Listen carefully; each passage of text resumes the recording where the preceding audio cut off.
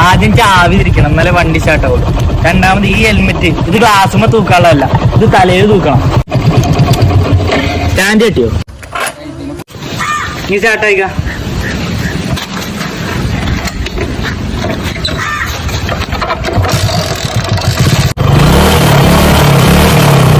ഇതെന്നാ പോവാ.